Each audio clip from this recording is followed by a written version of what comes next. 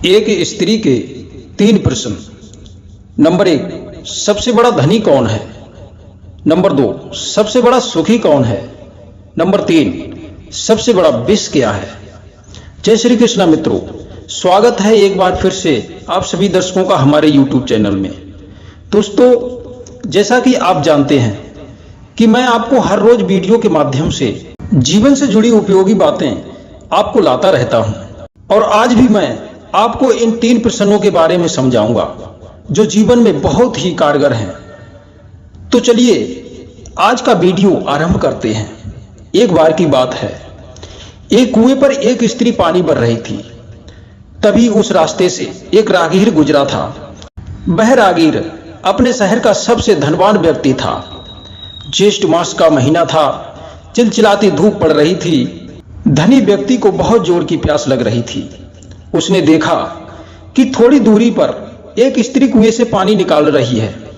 पानी देख करके उसकी प्यास और भी जोर से भड़कने लगी। वह धनी व्यक्ति महिला के पास गया और बोला, हे बहन, मैं इस शहर का सबसे धनी व्यक्ति हूं। आप मुझे पानी पिलाने की कृपा करें, मुझे बहुत तेज प्यास लग रही है। क्या तुम मुझे जल पिला सकती हो? महिला बहुत ही बुद्धिमान औरत थी। धनी व्यक्ति के आग्रह करने पर पनिहारी कहने लगी, हे भाई साहब, आपने कहा कि मैं इस शहर का सबसे धनी व्यक्ति हूं, मुझे पानी पिला दो। मैं आपसे पूछना चाहती हूं कि धनी व्यक्ति होने से प्यास का क्या संबंध है? यदि आप ये नहीं कहते कि मैं धनी व्यक्ति हूं, पानी तो मैं तब भी पिलाती, क्योंकि प्यास अमीर हो या गरीब दोनों को एक जैसी लगती है। पानी और प्यास का अमीरी और गरीबी से कोई संबंध नहीं है, और ना ही ये पानी किसी से भेदभाव करता है। पर आपने अपने को धनी बता करके इस स्थान पर भेदभाव जरूर कर दिया है। अब मैं आपको पानी तभी पिलाऊंगी जब तुम मेरे प्रश्नों का उत्तर बता दोगे। प्रश्न ये है कि सबसे बड़ा धनी कौन है? पनिहारी का प्रश्न सुनकर धनी व्यक्ति एक ओर हट करके खड़ा हो गया। थोड़ी देर में एक व्यक्ति और आया। वह भी कहने लगा कि हे बहन, मैं बहुत गरीब आदमी हूं, मुझे बहुत तेज प्यास लगी है, मुझे पानी पिला दो। महिला ने उससे भी कहा, पानी तो हम पिला देंगे, परंतु तभी जब तुम हमारे प्रश्न का उत्तर दे दोगे। प्रश्न है कि सबसे बड़ा गरीब कौन है? प्रश्न सुनकर के वह भी एक ओर खड़ा हो गया। कुछ देर के बाद में तीसरा व्यक्ति भी आया। हाथ जोड़कर बोला, बहन, मैं अपने गांव का सबसे सुखी व्यक्ति हूं, मुझे बहुत तेज प्यास लगी है, मुझे पानी पिला दो।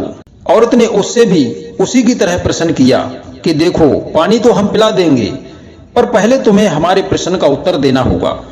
प्रश्न है कि सबसे सुखी व्यक्ति कौन है?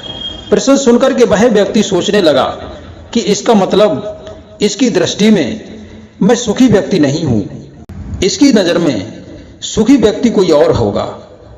और वह तीसरा व्यक्ति भी एक ओर हटकर के खड़ा हो गया। अब वे तीनों एक जगह पर खड़े होकर के सोच रहे थे कि प्यास बहुत जोर कर रही है, पता नहीं ये स्त्री पानी पिलाएगी या नहीं। इसके प्रश्नों का उत्तर तो हम दे नहीं पाए। दोस्तों, तभी वहां पर एक सन्यासी आए। उसने भी उसी तरह पानी का आग्रह किया। महिला ने उनसे भी एक प्रश्न पूछा कि पानी तो हम बाद में पिला देंगे, पहले हमारे एक प्रश्न का उत्तर दे दो। महात्मा जी कहने लगे, पूछो। पनिहारी ने पूछा, महाराज, दुनिया में सबसे बड़ा विष क्या है? महात्मा जी ने मुस्कुराते हुए जवाब दिया, पुत्री, कामना ही सबसे खतरनाक विष है।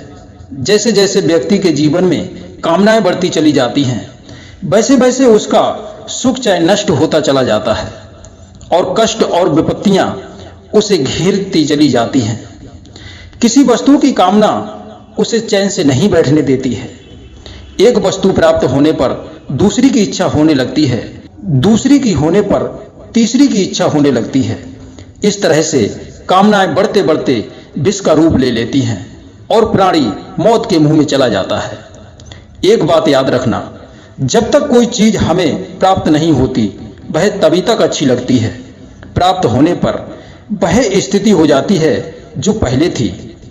इन कामनाओं की पूर्ति करते करते हम कब मुसीबत में फंस जाते हैं, हमें पता नहीं चलता है।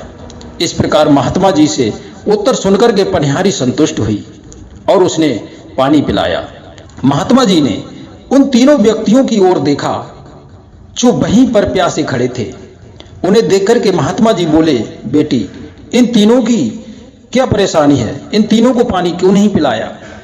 वह स्त्री कहने लगी, महाराज, इन तीनों व्यक्तियों ने मेरे प्रश्नों के उत्तर नहीं दे पाए, इसलिए इन्हें समझाने के लिए रोके रखा है। पानी तो पिला देती तो ये पानी पी करके कब के यहाँ से चले जाते। धनी व्यक्ति की ओर इशारा करते हुए वह स्त्री बोली, महात्मन, इन्होंने मुझसे आकर के कहा था कि मैं शहर का सबसे धनी व्यक्ति हूं, मुझे पानी पिला दो।